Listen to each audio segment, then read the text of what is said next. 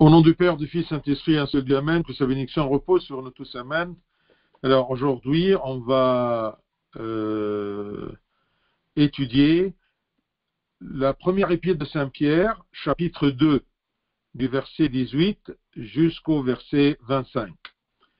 1 Pierre, chapitre 2, du verset 18 à 25. Serviteurs, soyez soumis à toute crainte à vos maîtres, non seulement à ceux qui sont bons et doux, mais aussi à ceux qui sont d'un caractère difficile.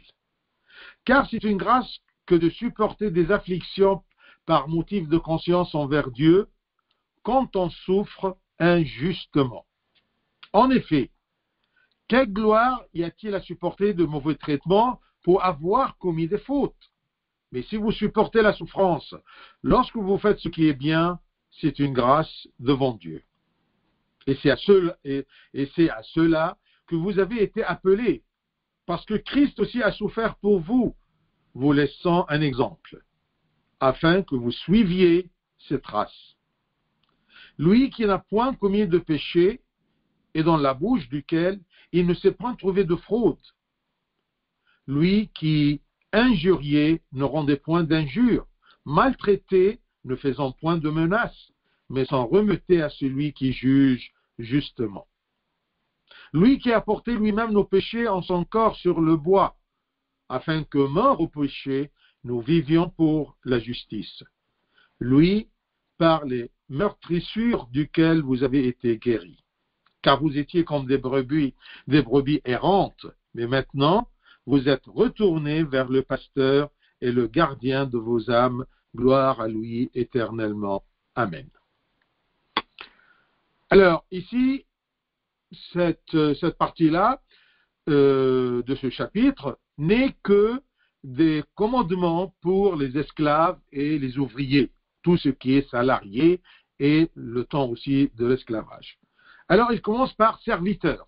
Il s'adresse aux serviteurs, désignant les esclaves et tous les salariés. Et pour nous, aujourd'hui, c'est pour nous, parce que la plupart de nous, nous sommes salariés. Alors, vous voyez que, serviteurs, soyez soumis à toute crainte à vos maîtres. Non seulement à ceux qui sont bons et doux, mais aussi à ceux qui sont d'un caractère difficile.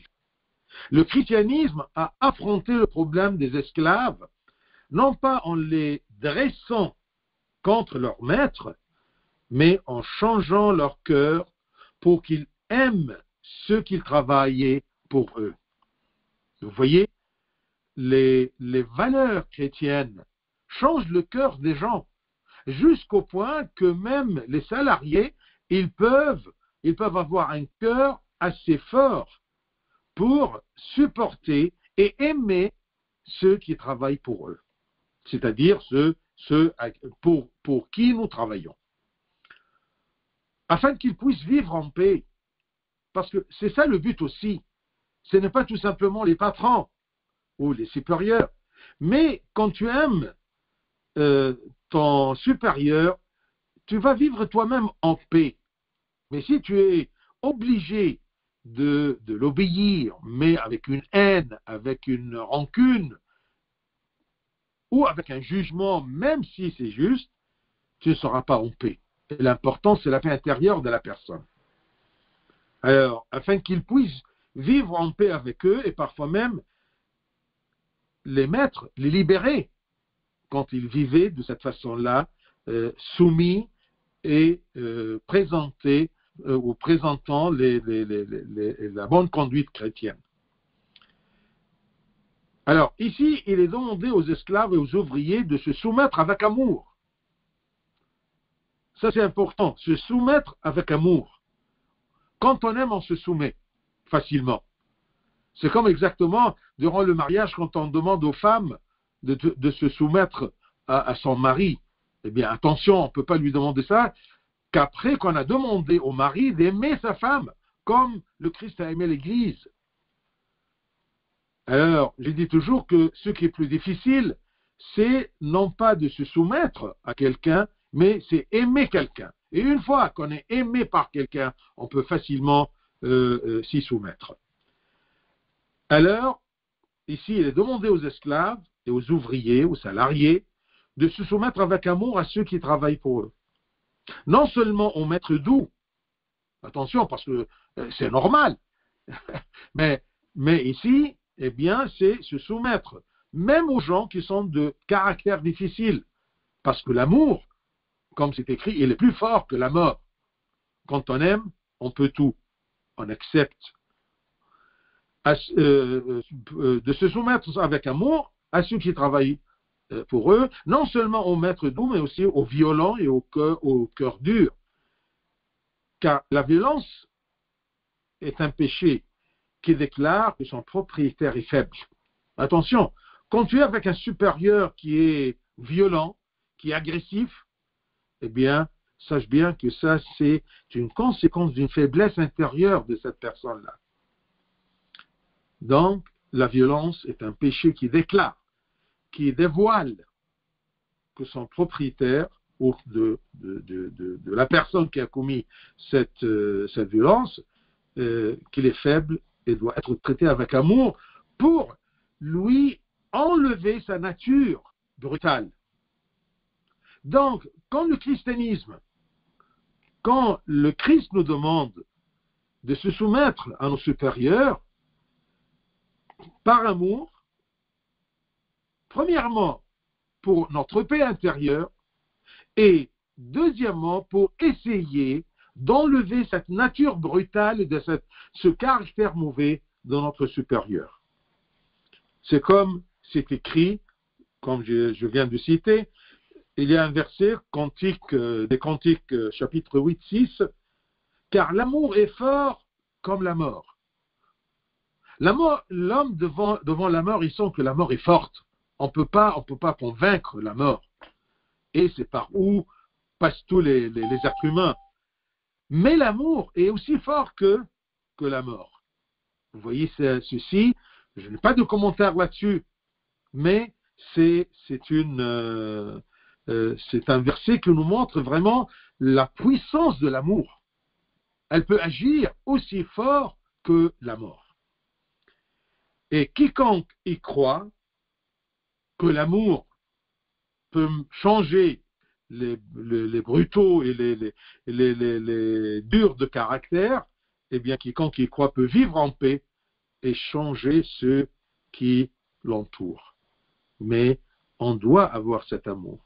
Et si tu as Dieu en ton cœur, eh bien, crois-moi que Dieu est amour, et tu auras de l'amour dans ton cœur, avec lequel et par son intermédiaire et par son support, tu peux changer les autres et tu peux être en paix. Le nombre des serviteurs qui croyaient au christianisme était très, très, très grand. Et le christianisme n'a jamais été une rébellion contre les systèmes existants ou les lois existantes. Non, le christianisme est amour et paix.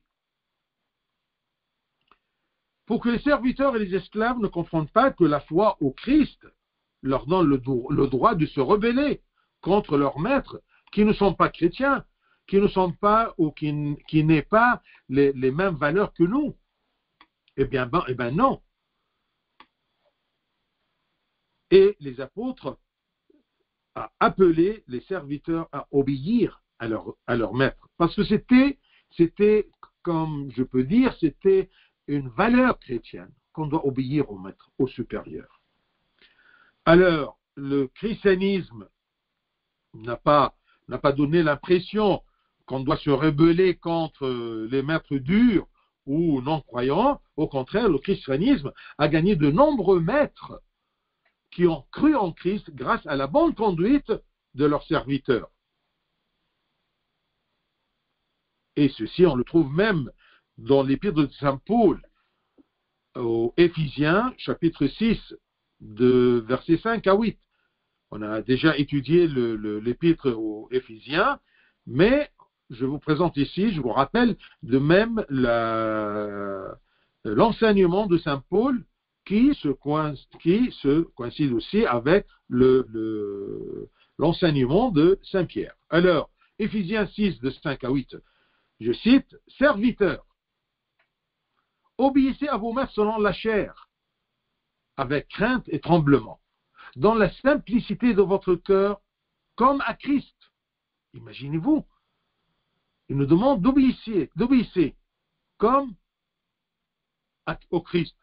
Non pas seulement sous leurs yeux, quand on est surveillé, non pas seulement sous leurs yeux, comme pour plaire aux hommes, mais comme des serviteurs de Christ qui font de bon cœur la volonté de Dieu.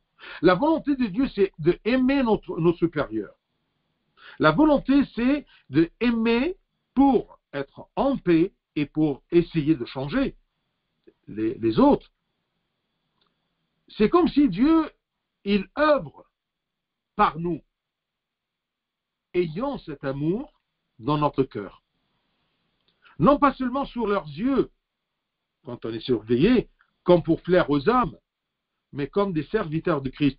J'aime et j'obéis et je supporte, tout simplement pour être serviteur de Dieu et pour faire de bon cœur la volonté de Dieu. Verset 7, Éphésiens, toujours, chapitre 6, verset 7, « Servez-les avec empressement, comme servant le Seigneur et non des hommes. » Sachant que chacun, soit esclave, soit libre, recevra du Seigneur selon ce qu'il aura fait de bien. Et le bien, pour nous les chrétiens, c'est de faire de bonne volonté, de bon cœur, la volonté de Dieu. C'est ça le bien.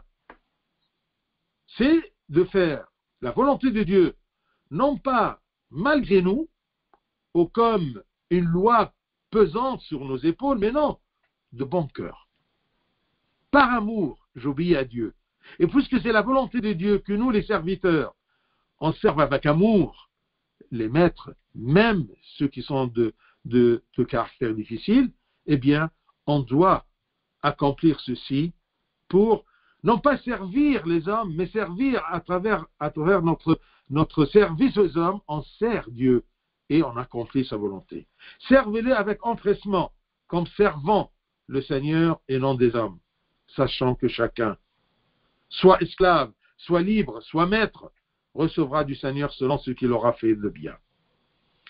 Et même Saint Paul aux Colossiens, chapitre 3, verset 22, Colossiens 3, 22, Saint Paul, il disait, et il répète, serviteurs, obéissez. Vous voyez toujours, serviteurs, obéissez. Éphésiens, serviteurs, obéissez à vos maîtres selon la chair. Ici, Colossiens, serviteurs, obéissez en toutes choses à vos maîtres selon la chair. Non pas seulement sous leurs yeux, comme pour plaire aux hommes, mais avec simplicité de cœur, dans la crainte du Seigneur. Vous voyez, c'est le même contexte, c'est la même valeur. On doit obéir, non pas d'après ce qui nous convient, non, dans toutes choses, à vos maîtres, selon la chair.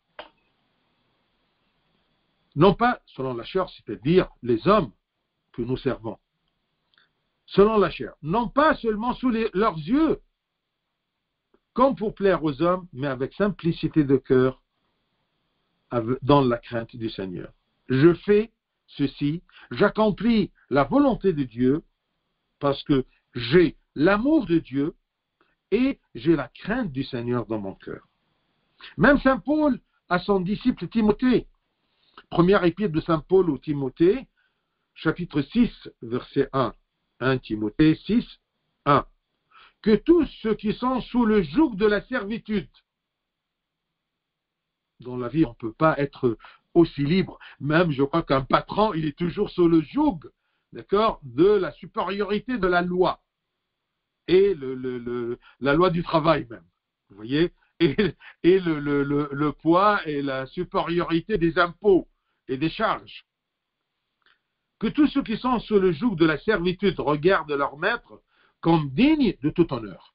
Même s'ils ont d'un caractère difficile, oui. Mais l'amour qui est dans ton cœur, Dieu qui domine ton cœur, d'accord, il te rend que tu regardes les maîtres comme dignes de tout honneur. Parce qu'ils sont maîtres aussi par la volonté de Dieu. Personne ne se fait maître tout seul. C'est Dieu qui contrôle tout ce qui est sous les cieux. Que tous ceux qui sont sous le joug de la servitude, et ici, il reconnaît bien que la servitude, c'est un joug, ce n'est pas facile, regardent leur maître comme digne de tout honneur, afin que le nom de Dieu et la doctrine ne soient pas blasphémés, qu'on ne soit pas une pierre d'achoppement en nous voyant comme chrétiens et on a des valeurs d'amour et d'obéissance et de fidélité à nos supérieurs, d'accord? Et ils voient en nous autre chose que ça, alors, afin que le nom de Dieu et la doctrine, nos valeurs, notre enseignement chrétien ne soient pas blasphémés par les gens. Au contraire, qu'on voit nos bonnes œuvres et nos bonnes valeurs et notre fidélité à accomplir les valeurs de notre Christ, notre maître spirituel, non pas selon la chair, d'accord? Eh bien, ils vont glorifier notre Père qui est aux cieux. Donc, offrez humblement votre amour et votre respect à chacun en ayant confiance que l'humilité et l'amour sont plus forts que l'orgueil et la cruauté des autres. Ayez confiance que vos prières vous donneront une bénédiction à leurs yeux, afin que vous puissiez les convaincre que le Christ est amour, que le Christ est sauveur du cœur humain. Il nous sauve de la haine et de rendre le mal par le mal, afin que vous puissiez les convaincre, ou au moins maintenir votre paix et vivre avec eux en paix. Ça, c'est important. Quand on obéit, d'accord, eh bien, on obéit visant notre paix et pour vivre avec eux avec paix. Obéis pour qu'ils se taisent. C'est la moindre des choses. Parce que pourquoi tu veux ne pas obéir? Parce que c'est juste et c'est faux, ça ne te regarde pas. Ce n'est pas ta responsabilité. C'est la responsabilité de ton supérieur. Il te demande des ordres, tu l'acceptes ou non? Non, obéis, par amour. Parce que c'est la volonté de Dieu. Que tu sois dans cette servitude, que tu aies ce job, alors obéis, aime et cherche la paix et cherche d'aider la faiblesse des maîtres qui ont un caractère difficile. Verset 19. Car c'est une grâce que de supporter des afflictions par motif de conscience envers Dieu, quand on souffre injustement. C'est une grâce. Imaginez-vous, quand on souffre, parce qu'on souffre toujours sur la terre. On aimerait bien, le Christ aimerait bien que ses enfants souffrent, mais injustement. Pas qu'ils souffrent à cause de leur faute. Celui qui endure la douleur sans péché, sans faute, c'est-à-dire que ses souffrances lui sont injustes, Dieu le compensera par des consolations en lui, en Christ, et des bénédictions dans les cieux, dans le royaume des cieux. Et qu'il considère son endurance comme une vertu pour laquelle Dieu le récompensera. J'accomplis la volonté de Dieu qui m'ordonne, qui me donne un commandement d'obéir. Serviteurs, obéissez à vos maîtres, à vos supérieurs. Car c'est une grâce que de supporter les afflictions par motif de conscience envers Dieu. C'est à cause que ma conscience veut être bien aux yeux de Dieu, pour que je sois bien jugé de Dieu, eh bien, je supporte les afflictions pour Dieu, parce que c'est la volonté de Dieu. Verset 20. En effet, quelle gloire! Ça, il explique un peu avoir douleur injustement. En effet, quelle gloire y a-t-il à supporter de mauvais traitements pour avoir commis les fautes? Tu as commis des fautes, alors tu as un mauvais traitement. C'est normal. Il n'y a pas de gloire là-dedans de supporter ce prix de ta faute.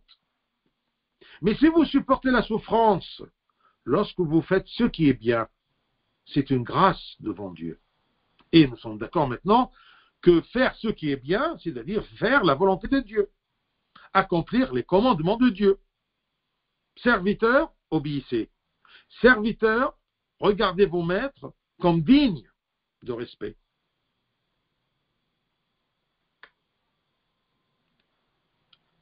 Alors, par contre, tolérer l'injustice n'est pas considéré comme une vertu si une personne a péché et il est maltraité par autrui. Mais par contre, c'est un prix de ton mal que tu as fait. Alors, dans ce cas, il ne s'agit pas d'une injustice, parce que tu mérites, mais plutôt c'est une conséquence naturelle de tes erreurs. Différencie bien. Quand tu as une souffrance, cherche la cause de cette souffrance, c'est quoi? Est-ce que c'est l'injustice ou c'est le prix de tes fautes et de tes erreurs? Quiconque s'accroche à faire le bien, et il est ensuite lésé par les autres, cela est grand aux yeux de Dieu, qui nous appelle à aimer nos ennemis et à bénir ceux qui font le mal. Rappelez-vous Matthieu, le sermon sur la montagne. Venez, on va se rappeler un peu dans ce contexte-là. Matthieu 5, de 44 jusqu'à 48. Matthieu 5, 44 jusqu'à 48. Je cite, « Mais moi je vous dis, aimez vos ennemis, bénissez ceux qui vous maudissent, faites du bien à ceux qui vous haïssent, et priez pour ceux qui vous maltraitent et qui vous persécutent. » Comment peut-on faire ceci? Est-ce que c'est normal? Oui, c'est normal pour un enfant de Dieu qui, de bon cœur, il veut accomplir la volonté de Dieu. C'est de aimer nos prochains et nos ennemis, de bénir ceux qui nous maudissent, ceux qui nous maudissent. Je continue, verset 45. Afin que vous soyez fils de votre Père qui est dans les cieux, car il fait lever son soleil sur les méchants et sur les bons. Il fait pleuvoir sur les justes et sur les injustes. C'est un exemple pour nous. Notre Père, eh bien, il donne les biens terrestres pour tous, les bons, les méchants et les bons. Et le verset 25 nous dit, je cite, « Si vous aimez ceux qui vous aiment, quelle récompense méritez-vous? Si vous aimez les supérieurs qui sont près d'eux, et ils acceptent tout ce que vous dites, les publicains aussi n'agissent-ils pas de même? Les publicains, c'est le symbole du mal. Et si vous saluez seulement vos frères, que faites-vous d'extraordinaire? Si vous aimez tout simplement ceux que vous aimez, qu'est-ce que vous faites d'extraordinaire? Les païens aussi n'agissent-ils pas de même? Soyez donc parfaits, comme votre Père Céleste est parfait. C'est ça la perfection. Mais je vais perdre. Qu'est-ce que tu vas perdre? Tu vas perdre tout simplement ton ego. Ce qui est plus important aux yeux de Dieu, c'est que tu sois parfait comme lui. Et comment être parfait? Ce n'est pas selon mes règles, selon mes pensées. Non, c'est selon le commandement de Dieu, selon la vision de Dieu des choses. C'est lui qui nous a créés. Il a créé aussi les autres.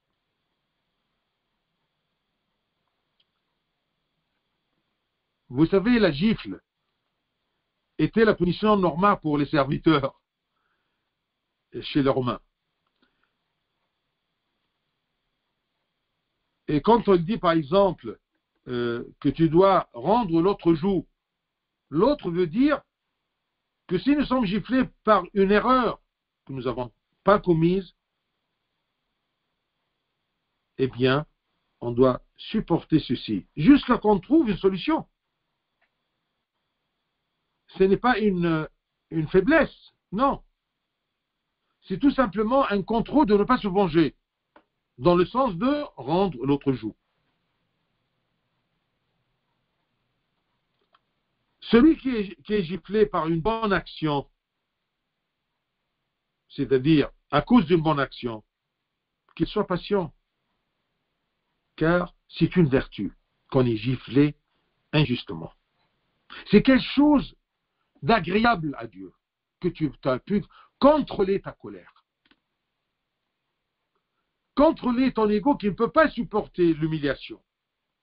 Tout ça, on parle bien sûr que tu es giflé injustement, pas giflé à cause de nos erreurs. Quand il dit ici à cause de sa conscience envers Dieu, c'est-à-dire à cause de ta connaissance de Dieu, c'est-à-dire à cause de ta foi en Christ, qu'il te demande ce qui est pour ton bien et pour ton salut. Et il nous dit, si vous souffrez en faisant le bien, ça c'est important. Rappelez-vous toujours de ceci. En effet, quelle gloire y a-t-il à supporter de mauvais traitements pour avoir commis les fautes? Mais si vous supportez la souffrance, si vous supportez la gifle sur ta joue droite,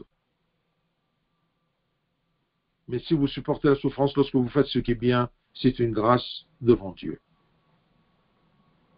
Verset 21. Et c'est à cela, à cette obéissance, à cet amour, et c'est à cela que vous avez été appelés. Il nous a demandé de donner cette image-là des gens qui sont paisibles, qui pardonnent, qui supportent, qui ne rendent pas le mal par le mal, qu'ils sont plus forts que l'injustice des hommes. Et c'est à cela que vous avez été appelés, parce que Christ aussi a souffert pour vous, vous laissant un exemple.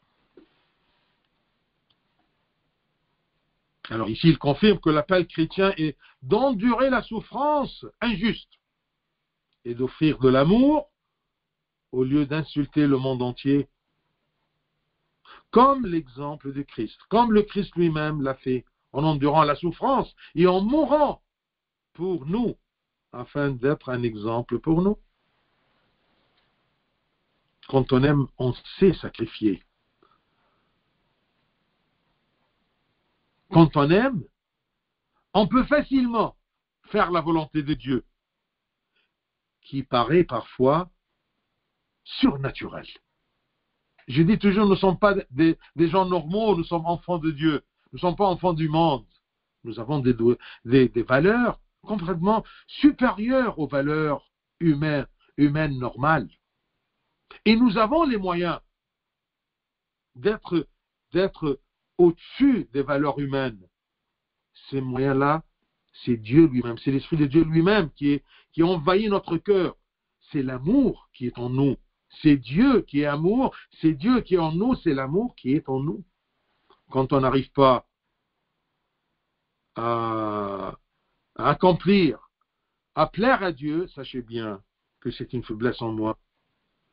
Ce n'est pas une injustice de la loi de Dieu ou du commandement de Dieu.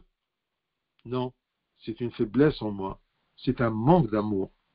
Je ne suis pas habillé par le Christ. Vous avez été, parce que c'est à cela que vous avez été appelés. C'est comme s'il veut dire, chrétiens, vous avez été appelés à imiter le Christ. Alors, imite le Christ. J'ose dire, imite le Christ sans penser trop humainement. J'ai confiance en Dieu. Il m'a laissé un exemple. Je le suis. Vous avez été appelés à endurer, à souffrir, et à être patient, et non à vous réjouir du monde. Ce n'est pas le but du christianisme de faire réjouir ces adeptes de ce monde, non. Il sera toujours une guerre entre nous et ce monde-là. Mettons nos yeux sur l'image du Christ comme exemple. C'est un modèle qu'on doit imiter. Verset 22. Lui, le Christ, cet exemple, lui qui n'a point commis de péché, et dans la bouche duquel il ne s'est point trouvé de fraude. Il est plus pur que nous. Et il a supporté, il nous a donné. Nous avons des fautes, et on les paye. Mais le Christ, qui n'a point commis le petit péché, et dans la bouche duquel il ne s'est point trouvé de fraude. L'apôtre ici confirme que Christ est un exemple pour nous en endurant la souffrance tout en étant opprimé. Il cite ici ce que le prophète Isaïe a révélé à propos de la passion et l'endurement de Christ en Isaïe 53. 53:9, et ceci pour clarifier qu'il est sans péché, mais plutôt juste et saint. Regardez, Isaïe 53:9. On a mis son sépulcre parmi les méchants, son tombeau avec le riche, quoiqu'il n'ait point commis de violence et qu'il n'ait eu point de fraude dans sa bouche. Ça, c'était une prophétie qui des hommes n'a point commis de violence et qui n'a eu point de fraude dans sa bouche que le Messie. Imitez donc le Christ, qui même s'il n'a commis aucun péché a souffert et a été accusé de malfaiteur. Verset 23. Lui qui injurié ne rendait point d'injure, maltraité ne faisant point de menace. C'est ça l'autre joue. Insulté ne rendait point d'injure, maltraité ne faisait point de menace, mais s'en remettait à celui qui juge justement. Le Christ, selon son humanité, il a enduré la justice des hommes, il a accepté même la mort, d'accord, tout en mettant humainement, d'accord, ceci aux yeux de Dieu, mais s'en remettait à celui qui juge justement. Moi, je me remets, moi et toute ma vie, et toute ma souffrance, et tous l'injustice que je subis, je les mets à celui qui juge justement. Mais le problème que l'homme, il veut directement et rapidement et sur le coup, le jugement de Dieu. Non, attention, parce que le Christ aussi, par amour, comme il pense à toi, il pense à l'autre aussi, à l'autre injuste, au maître qui est de caractère difficile. Il cherche aussi son salut. Il te demande de supporter, de présenter un amour pour aider celui-ci à glorifier ton Père en voyant tes bonnes œuvres.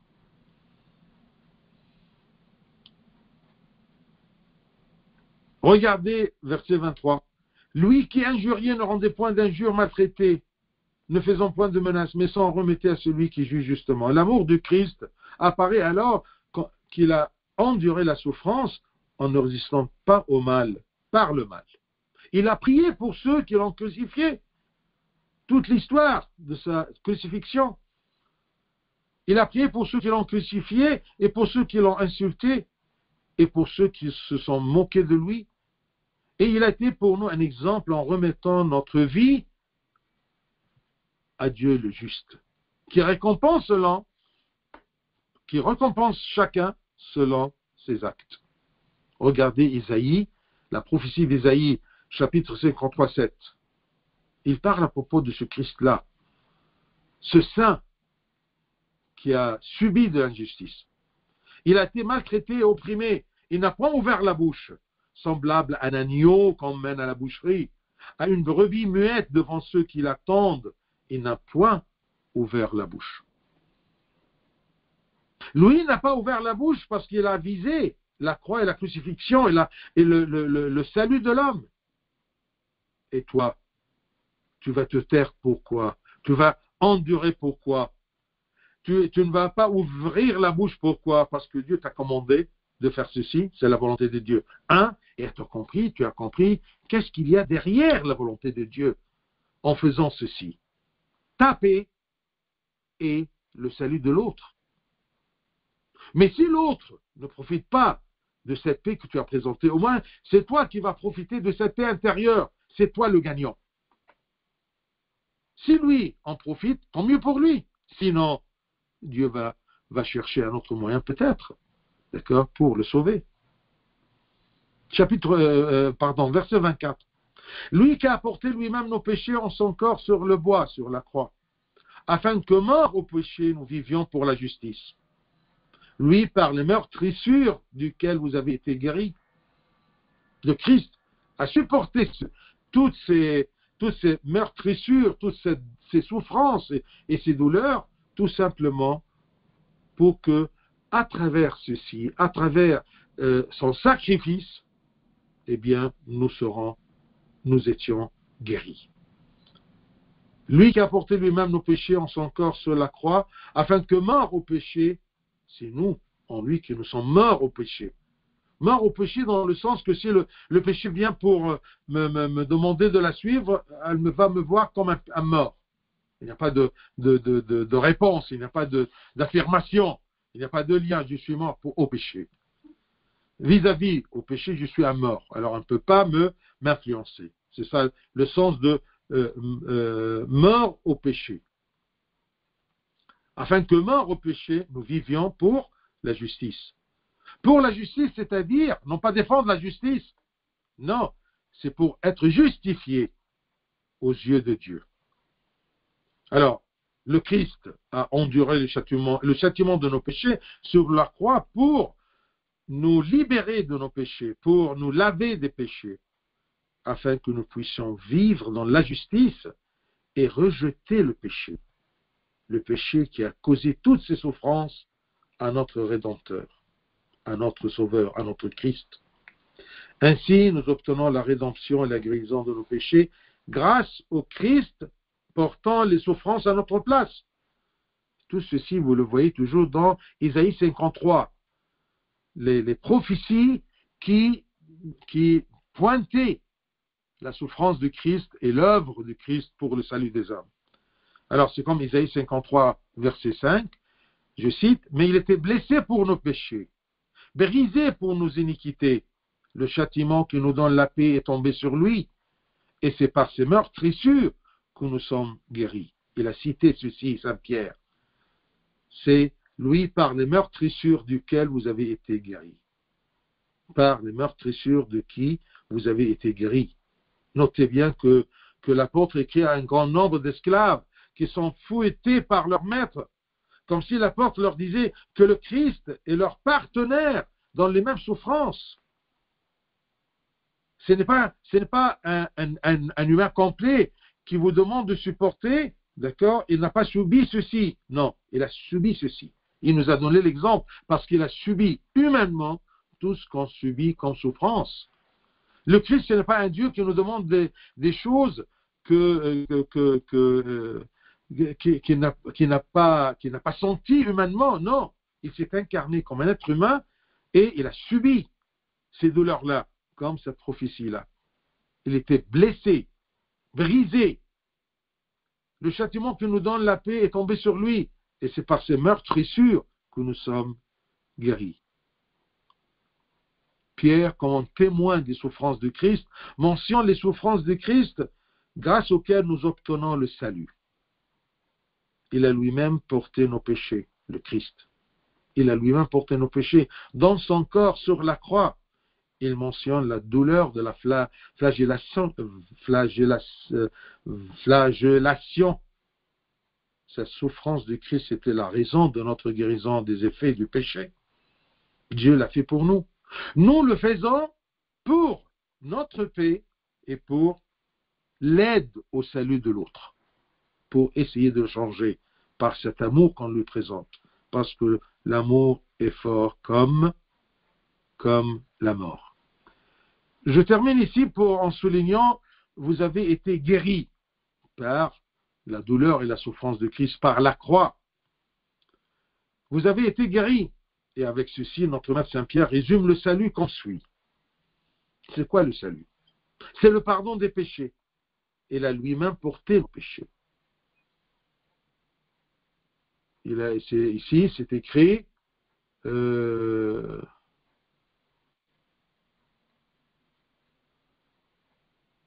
lui qui a porté lui-même nos péchés en son corps sur la croix. Lui-même, il a porté nos péchés en son corps. Donc, cette souffrance, cette endurance-là, nous a donné la guérison. Il a porté nos péchés. Donc, le pardon des péchés. C'est ça le salut. Parce qu'on doit être conscient, c'est quoi le salut? C'est être pardonné de nos péchés. 2. Le péché n'a plus de pouvoir sur nous, mais nous devons mourir au péché. Il nous a donné le pouvoir d'être mort vis-à-vis du péché. Elle ne m'influence pas. Ce que nous appelons dans la vie spirituelle la mortification. Comme c'est écrit aux Romains. Saint Paul aux Romains, chapitre 6, verset 14. Car le péché n'aura point de pouvoir sur vous, puisque vous êtes non sous la loi, mais sous la grâce de Dieu. Donc, le salut, c'est le pardon du péché. C'est que le péché n'a plus de pouvoir sur moi que si je le veux. Ça, c'est autre chose. Et troisième chose, le salut, c'est que nous présentons nos membres comme des instruments de justice, afin qu'ils soient sanctifiés à Dieu. Ainsi, nous vivons pour la justice, comme c'est écrit, verset 24. Vivre pour la justice, c'est de présenter nos membres, nos sens, nos capacités humaines comme instruments pour la justice. Non pas la justice dans le sens humain, d'accord? Mais la justice, c'est d'être justifié aux yeux de Dieu. Justifié devant le tribunal de Dieu. Pardon du péché. Le péché n'a plus de pouvoir sur moi. Nous vivons pour la justice. Nous présentons nos membres, nos sens. Nous présentons nous-mêmes comme instruments de justice. 4 choses. De cette façon, nous sommes guéris de tous les effets du péché. Pardon et guérison. Pardon et le péché n'a plus de pouvoir sur moi. Pardon et mes membres, je la présente. J'ai le contrôle et le pouvoir et l'amour et l'ambition de présenter mon être comme instrument de justice. Ce verset, pour ceux qui souffrent, a le sens que si vous participez avec Christ à ses souffrances, c'est comme si vous mouriez avec le Christ.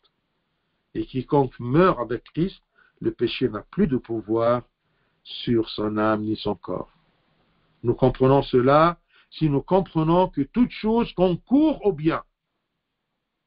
Si Dieu permet à ses croyants bien-aimés de souffrir certaines souffrances, c'est pour qu'ils se perfectionnent. Il nous a laissé un exemple.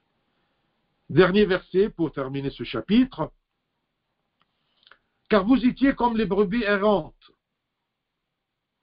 Quand nous sommes loin du Christ, quand nous sommes loin du salut accompli sur la croix, loin du pardon.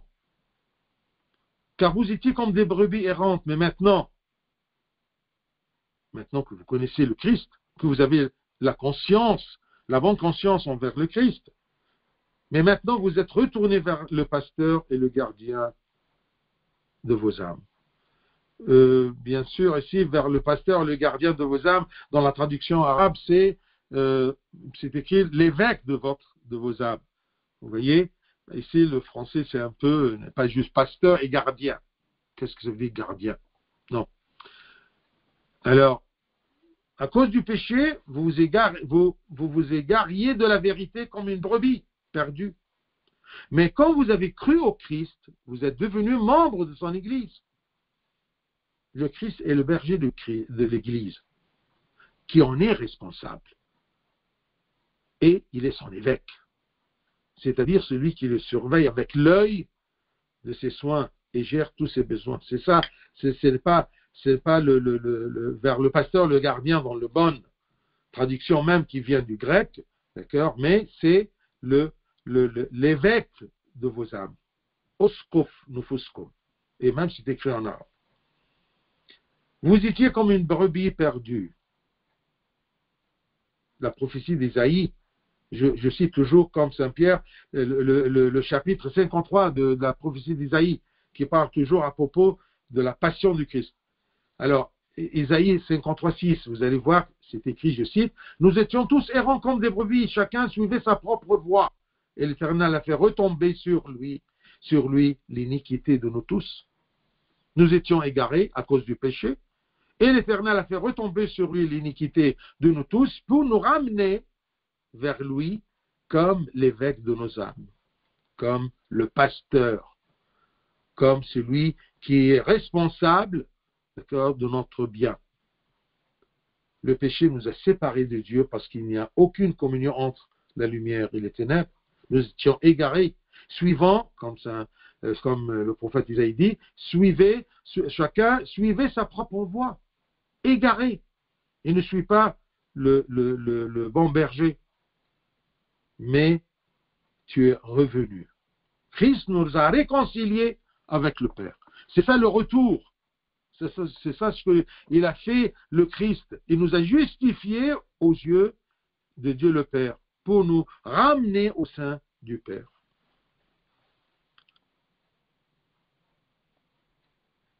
Toute chose vient de Dieu.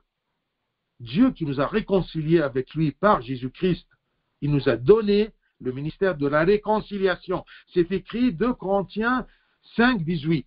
2 Corinthiens 5, 18. Qu'est-ce qu'il dit, Saint Paul? Il nous dit, et tout cela vient de Dieu, qui nous a réconciliés avec lui. Dieu nous a réconciliés avec lui par Christ, et qui nous a donné le ministère, le ministère de la réconciliation. Un serviteur à l'église, c'est quoi?